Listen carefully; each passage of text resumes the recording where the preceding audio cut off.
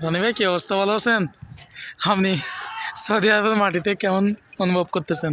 আপনার অভিমত ব্যক্ত করেন।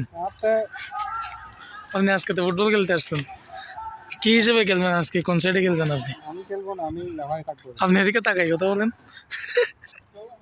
আপনার কেমন আনকমন লাগতেছে রনি ভাই, আপনার হাসিটা অনেক সুন্দর।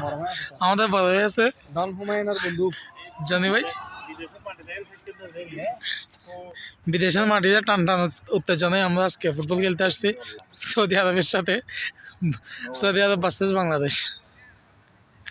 আমাদের আজকের প্রিয় মুখ হচ্ছে আমাদের দেশের অন্যতম সাবেক ন্যাশনাল টিমের প্লেয়ার আমাদের জনি ভাইয়া।